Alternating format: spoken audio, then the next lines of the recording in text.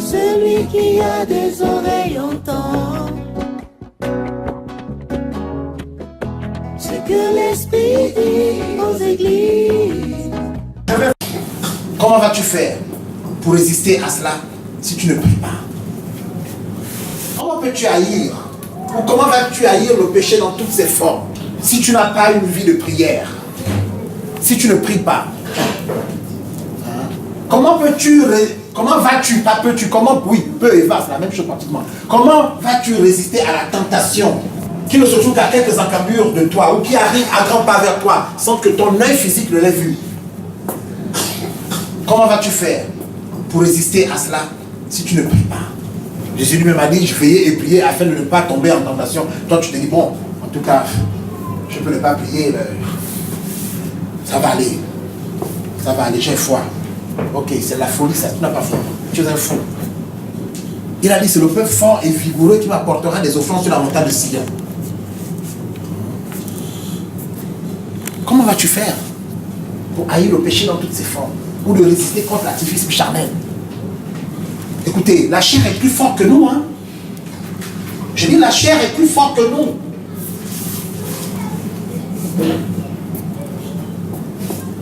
La chair est plus forte que toi.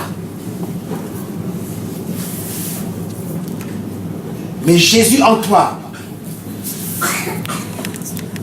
par le Saint-Esprit que tu auras bien nourri, va te donner la force et la capacité de crucifier toi aussi la chair comme il l'a fait à Golgotha. Le Seigneur a fait sa part. Il nous garantit le succès et la gloire, la paix, la stabilité, la victoire, parce qu'il a acquis il y a 3000 ans pour nous. Il n'en demeure pas moins qu'il nous a montré la voie à suivre. Et parmi ces voies se trouve la prière. La Bible dit que c'est la prière fervente du juste qui a une grande efficacité. La prière fervente du juste. Une autre version parle d'agissante. La prière agissante du juste a une grande efficacité. Les victoires, les grandes comme les petites, se gagnent ici. Il faut des genoux. Lorsqu'on prie. Verset 12. Or, les Juifs qui habitaient près d'eux vinrent 10 fois nous avertir de tous les lieux d'où ils se rendaient vers nous. C'est pourquoi je plaça dans les enfoncements derrière la muraille et sur des terrains secs le peuple par famille, tous avec leurs épées, leurs lances. Je fis quoi? Némi fit quoi? Je plaçais dans les enfoncements derrière la muraille et sur des terrains secs le peuple par famille, avec leurs épées, leurs lances et leurs armes. Ça va se faire sous peu. Je regardais et m'en étant levé, je dis aux grands, aux magistrats et au reste du peuple, ne les craignez pas. Souvenez-vous du Seigneur, grand et redoutable, et combattez pour vos frères, pour vos fils et vos filles, pour vos femmes et pour vos maisons. Lorsque nos ennemis apprirent que nous étions avertis, Dieu anéantit leur projet et nous retournâmes tous à la muraille, chacun à son ouvrage. Chacun à son ouvrage. Depuis ce jour, Écoutez attentivement cette partie s'il vous plaît. Depuis ce jour, la moitié de mes serviteurs travaillaient. Et l'autre moitié était armée de lances. De boucliers. D'arcs et de cuirasses. Les chefs étaient derrière toute la maison de Juda.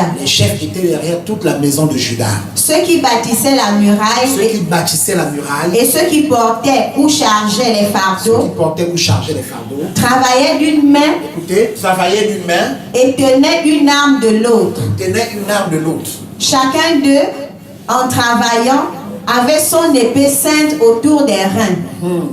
Celui qui sonnait de la trompette se tenait près de moi. On dit nos armes sont la prière, l'amour persévérant.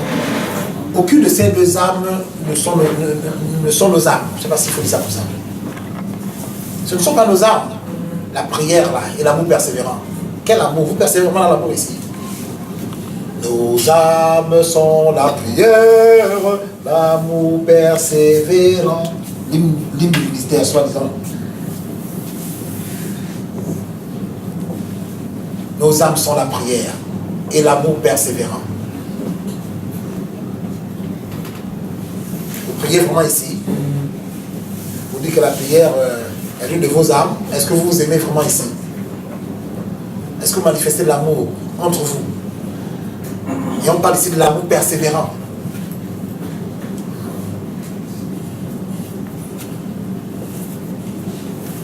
Donc, à partir de ce jour-là, Néhémie fit quoi?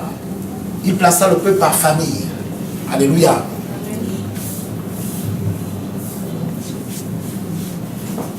Qu'est-ce qui se passait? Ils travaillaient d'une main et l'autre main tenait quoi? Une arme. Alléluia. Quel que soit le comité, quel que soit le groupe spécifique auquel tu appartiens, même si tu es dans le comité chant par exemple, où tu dois chanter, ou encore beaucoup plus chanter que de méditer la parole de Dieu ou que de prier, il faut comprendre une chose, c'est que tu as besoin, quel que soit ce que tu fais dans la maison de Dieu, quelle que soit la mission qui t'a été confiée, d'être un intercesseur avant tout, d'être un homme de prière, d'être une femme de prière. Alléluia. Tu peux continuer à faire ce pourquoi Dieu t'a appelé, suscité ou établi, ici ou ailleurs, mais fais-le tout le temps, te tenant sur la brèche. Alléluia. Tout en priant et en persévérant dans la prière et le jeûne. Dites amen une fois. Pasteur, poursuivez, on va terminer. Verset 19. Je dis aux grands, aux magistrats et au reste du peuple, l'ouvrage est considérable et étendu, et nous sommes dispersés sur la muraille, éloignés les uns des autres. Nous sommes vraiment dispersés ensemble. Au son de la trompette, rassemblez-vous auprès de nous, vers le lieu d'où vous l'entendez, notre Dieu combattra pour nous. C'est ainsi que nous poursuivions l'ouvrage, la moitié d'entre nous, la lance à la main depuis le lever de l'aurore jusqu'à l'apparition des étoiles. Dans ce même temps, je dis encore au peuple, que chacun passe la nuit dans Jérusalem avec son serviteur, faisons la garde pendant la nuit et travaillons pendant le jour. Et nous ne quittions point nos vêtements, ni moi, ni mes frères, ni mes serviteurs, ni les hommes de garde qui me suivaient. Chacun n'avait que ses armes et de l'eau. La parole de Dieu. Alléluia. Rapidement, le dernier verset. Je lis Matthieu 28. Matthieu 28. Verset 19. Allez, faites de toutes les nations des disciples, les baptisant au nom du Père, du Fils et du Saint-Esprit. Amen. Ça s'arrête là.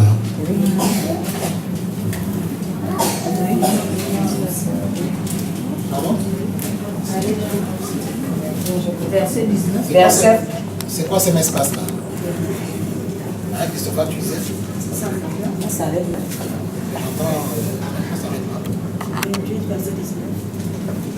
Allez, faites de toutes les nations Les disciples et les baptisant au nom du Père, du Fils et du Saint-Esprit. Amen. La gloire pour la confession.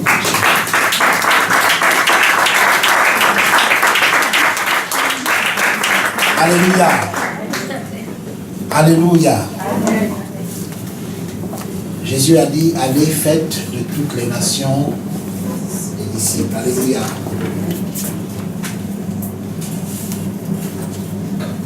Baptisez-les du Saint-Esprit. Alléluia. Au nom du Père, du Fils et du Saint-Esprit. Et enseignez-leur à observer tout ce que je vous ai prescrit. Et voici, je suis avec vous tous les jours jusqu'à la fin du monde. Alléluia. Amen. La plupart des miracles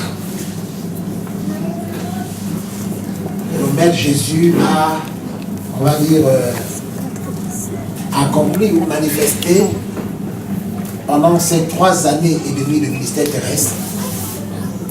Ce sont, n'est-ce pas, ces miracles produits qui ont eu lieu hors de la synagogue.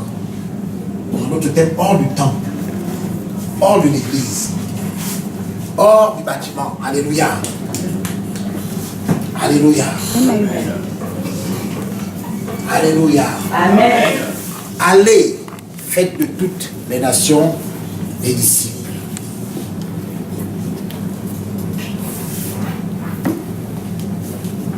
Je vous disais dernièrement que le réveil était lié, n'est-ce pas, à la moisson.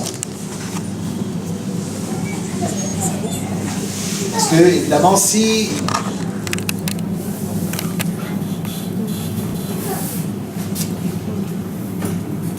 ou encore un réveil qui ne conduit pas, n'est-ce pas, les croyants à une évangélisation plus soutenue, à prêcher l'évangile, on va dire, avec outrance, il ne s'agit pas là d'un véritable réveil. Le réveil est lié à la moisson. Et aujourd'hui, la moisson est bel et bien là. Elle est grande, comme nous dit le Seigneur lui-même. Mais il y a peu d'ouvriers. Alléluia. Maman, nous devons évangéliser. Vous devez évangéliser les mamans comme vous. Même les jeunes gens. Parce que ça fait quand même des années aujourd'hui que vous êtes aux enfants de l'Esprit du temps. Dieu vous a béni, vous a rempli, vous a équipé. Mais qu'est-ce que vous faites avec ce dépôt? Il est en train de moisir ici. Il est en train de pourrir là. Vous avez un potentiel en vous. Même enfant, on peut évangéliser. On évangélise dans toutes les langues. Hein? Ils vont venir à Jésus. Il faut prêcher l'évangile. Hein, Annie? Ma charismatique fille, Annie.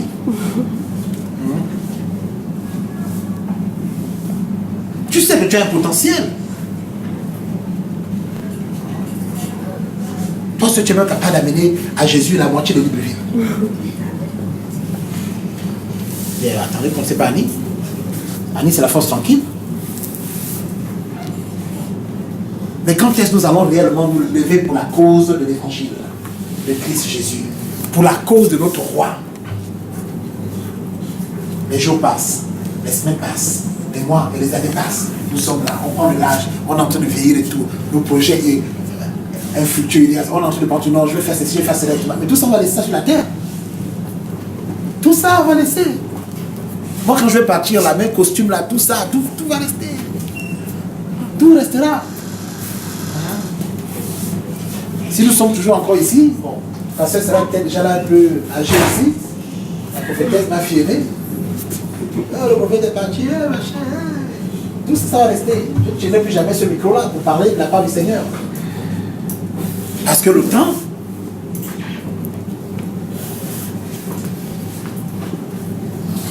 où il avait justement décidé que je tire ma révérence, est arrivé, ou était arrivé, ou serait arrivé, pour mieux dire, alléluia. Hein? Christophane, Betty, vous êtes des Amazones pareilles, des filles d'Élie. Gladys Mitoko, femme de feu, prophétesse. Hein? Femme de feu, tu montes dans l'onction là, j'entends tes échos et puis bon, moi-même aussi, comme je suis un peu connecté, peut-être pas comme vous, mais de temps en temps, je reçois quelques infos du ciel que la petite là, elle monte dans l'onction et c'est extraordinaire ce que Dieu fait en ce moment dans sa vie au travers d'elle. Gloire au Saint-Esprit. Mais c'est pour que tu continues ici, chaque jour que Dieu fait à chauffer les chaises.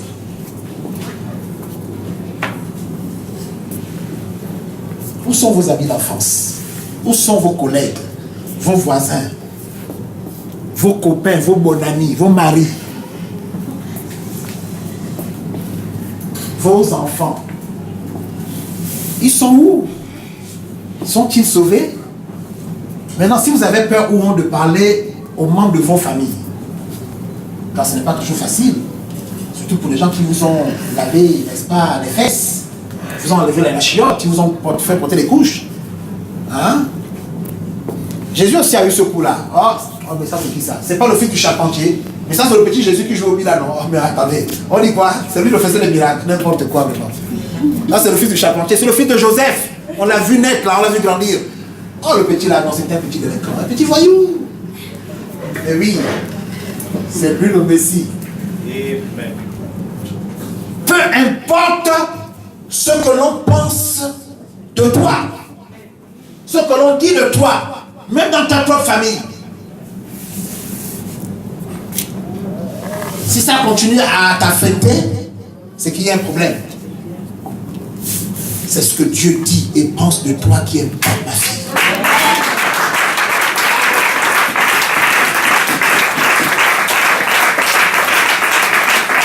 Vous pensez là vous-même. Et vous pensez l'action du Saint-Esprit qui veut se mouvoir dans ces temps qui sont les derniers, mes amis.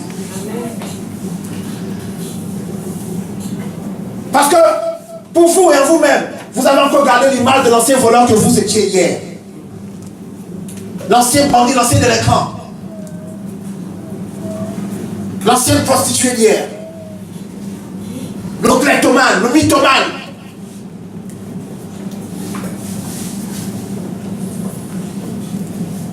Jacob aussi, c'était un trompeur, un tricheur.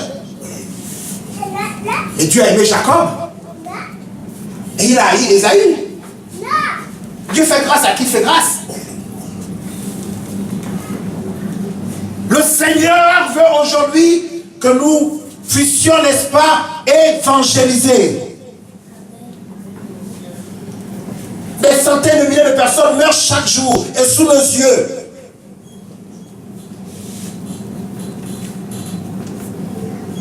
Sans que nous ne puissions leur annoncer l'évangile de Jésus-Christ de Nazareth.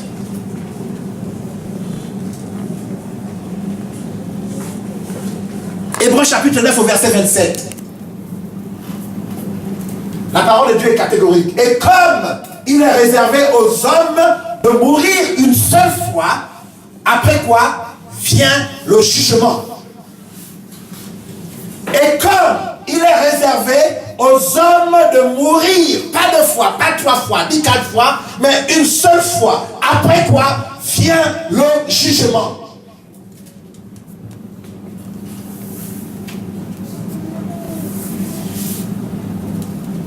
Tous les pécheurs iront en enfer. C'est-à-dire tous ceux-là qui ont encore en eux la semence du péché et qui ne se sont pas laissés, n'est-ce pas, dompter ou coloniser par le Saint-Esprit. Après, bien évidemment, avoir accepté Jésus-Christ dans leur vie comme leur Seigneur et Sauveur personnel.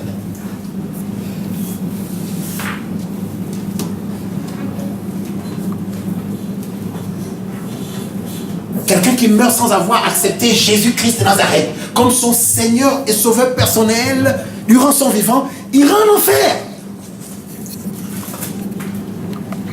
Voilà l'évangile pur et authentique qui m'a sauvé, qui nous a sauvés. Les révérends Gaspard, Madiga Francis, tous ces grands que vous voyez, que vous connaissez là, que vous aimez là. Jordan et les autres. Maxence Ogo, prophète de l'Éternel, Pierre Gaëtan révérend, ils ont annoncé l'évangile, à outrance, ils ont prêché l'évangile. Leur cœur brûlait passionnément pour le Seigneur et sa parole. Ils n'étaient pas à l'aise ni satisfaits lorsque ils n'avaient pas d'abord véritablement annoncé l'évangile. C'était leur lot quotidien, c'était leur travail. Dire à quelqu'un, Jésus t'aime, Jésus peut te bénir, Jésus peut te sauver. Vous avez des problèmes dans vos... Vous avez des amis, des parents qui vivent loin de la face de Dieu. Et vous le savez, vous leur annoncez pas l'évangile. Peut-être parce qu'ils ont votre témoignage du passé. Et qu'importe, on s'en fout. Maintenant, mettez-les en contact avec les pasteurs de l'église. Mettez-les en contact avec nous, prenez même un entretien pour eux. Certains croupissent sous le poids, sous le joug de la sorcellerie, de la malédiction. Il y a des jeunes filles qui sont gaspillées dans les familles. Les mécaras sont en train de les détruire petit à petit. On prend les enfants comme si c'était une bombeuse. Moi, c'est les enfants, l'héritage des enfants, des enfants, des enfants, sans que tu n'ailles en mariage et tout. Et chaque enfant a son papa. Et vous aurez conscience, vous dites, bon, tout va bien, parce qu'elle vit. Vous pensez que c'est ça la vie? Le fait de respirer cette terre-là, de manger, de dormir, c'est ça la vie?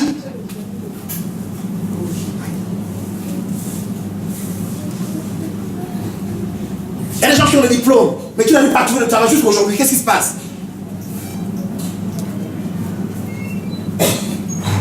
Les collègues avec qui ils ont appris, sont des grands chefs aujourd'hui. Et croyez-moi, ils ne sont pas forcément dans la rose, pas dans la franc-maçonnerie. Non, non, non, non. Il y a des gens qui sont sérieusement maudits. Il y a des gens maudits qui vivent dans vos quartiers, qui sont membres de premier ou deuxième degré de vos familles respectives. Mais annoncez-leur l'évangile. Ou si vous avez peur ou honte, parce que ce sont vos parents, bon, ils ne vont pas vous prendre au sérieux, mais la protège originale est là, qui n'est pas forcément de votre famille. La protège de la différente parole est là, la pasteur elle est là.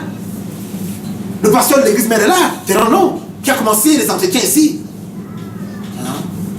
Dieu est fatigué et il ne veut plus vous voir, vous seul, sauver et venir dans sa présence. Il veut voir aujourd'hui vos parents, vos amis et toutes vos connaissances qui croupissent encore aujourd'hui dans les ténèbres, mes amis. Amen. C'est l'ingratitude, mes amis. J'ai dit, nous sommes ingrats et nous devons nous repentir. Ma fille est là, pasteur Anaël. Elle venait à peine d'arriver en Afrique du Sud. Elle nous a trouvés à Damas. Nous avons mis un programme là-bas, le Saint-Esprit. Il y avait du monde comme ça, je vous assure. C'était les samedis. Ça avait été nommé comment Dieu parle encore aujourd'hui. Il y avait des choses extraordinaires qui se passaient. Les gens venaient même du Congo, du Cameroun. Il y a des messages qui provenaient de partout.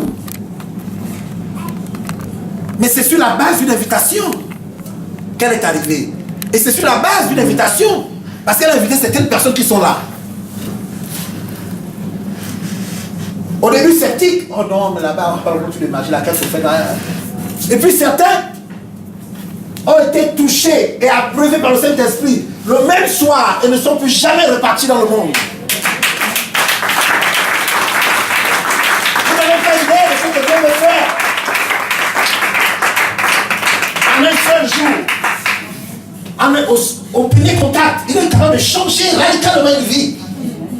Oui, une existence et un destin, il est capable.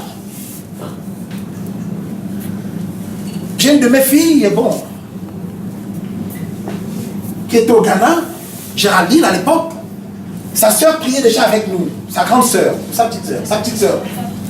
Et depuis le Ghana, sa petite soeur lui disait, ah ici c'est fort, vraiment non. Nous sommes dans un mouvement là, c'est fort quand tu vas arriver. Non, je te dis, il va te voir clair. Non, Dieu va te remplir, te bénir et tout. Elle était sceptique, vraiment, n'importe quoi. Et quand elle est arrivée, le même soir à la masse, elle est arrivée la première, elle est repartie la dernière. Amen. Yves du Saint-Esprit, il fallait les gens pour la soulever, pour la mettre dans la route avec tout. Baptisé du Saint-Esprit, la parlant dans la... Danser. On dit, mais ça c'est qui ça? Elle habite au Canada, elle est partie au Canada assise. Je ne sais pas que j'exagère. Minuit, 1h du matin. Le programme avait pu faire peut-être vers les 20h par là, je ne sais pas trop. Elle a réveillé sa maison. Sa mère m'a appelé à 5h, voire 6h, voire le quart. Je n'avais jamais vu sa maman comme ça. Prophète. Justement, la mère de qui, lui, vraiment ici, là, c'est fort. Elle est arrivée au quartier, elle est en train de dire des choses que non, le monsieur là, c'est ici, il y a telle chose qui est enterrée ici, là, vraiment, elle est en train de prophétiser, mais c'est vraiment, on a même la chair de poule, vraiment, elle est arrivée toute la maison. Donc, les gens avec qui elle est entrée en contact ont été contaminés par le feu du Saint-Esprit. Sa petite soeur, qui vient de la coucher là. Le feu, tout le monde est en train de prier. Même sa maman, qui est religieuse et mérite, a commencé à brûler pour Dieu et sa parole. Alléluia. C'est ça le réveil. Mais vous n'invitez pas les gens. D'abord, vous avez peur de où on prêche l'évangile. Mais vous n'invitez non plus. Plusieurs d'entre vous ici, dites-moi un peu, qui est arrivé ici parce que bon, pas de révélation. Mais il nous faut parler aujourd'hui. Parce que la moisson est mûre. Vous ne pouvez pas vous imaginer quel est le gros poisson. Oui, quel est le gros poisson que vous pourriez prendre, attraper dans votre filet. Mais il faut lancer le filet maintenant. Touche ton voisin et dis, lance le filet maintenant. Jette le filet maintenant. C'est ça la pêche miraculeuse. Ouvrez vos bouches. Au sortir d'ici, commencez à parler de Jésus. Alléluia. Quand cela, on va se voir. On va lancer solennellement les activités.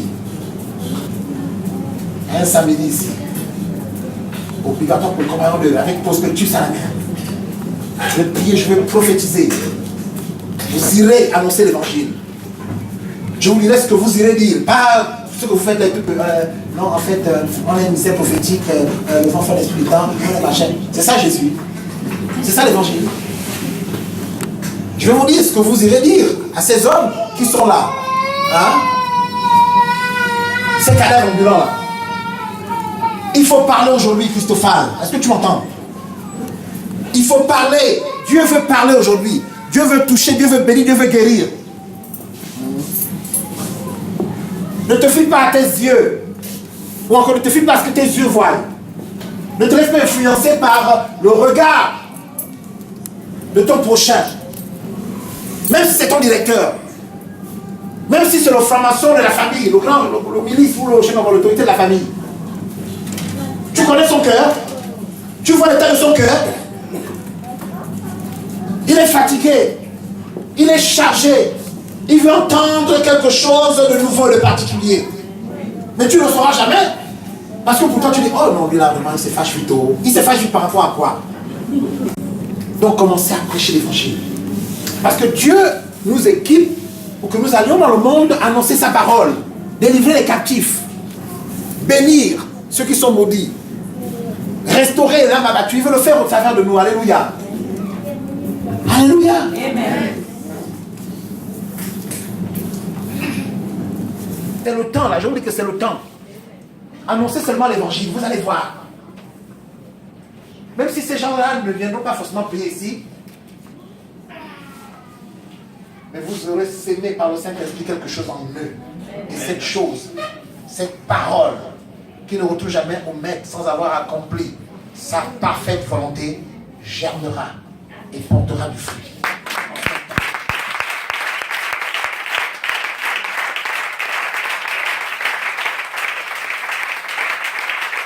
Ce ne sont pas ce que nous voyons qui va dicter notre conduite, mais c'est ce que Dieu dit à notre esprit, par le truchement de son esprit. C'est cela qui doit dicter notre conduite. Aujourd'hui, Dieu dit, prêchez l'évangile, annoncez ma parole. La moisson est grande, mais il n'y a plus d'ouvriers.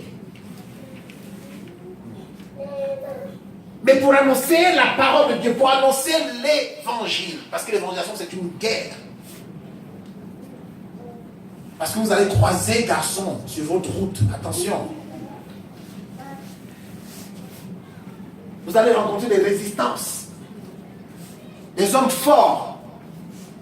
Mais si vous n'êtes pas équipés, c'est pourquoi il faut prier, il faut jeûner. Dieu nous prépare ici. Si on vient ici les lundis, mercredis, dimanche, c'est pour être enseigné, c'est pour être formé, c'est pour être préparé avant que d'être lancé par le Seigneur dans l'offensive. Avant que d'être envoyé par le Seigneur.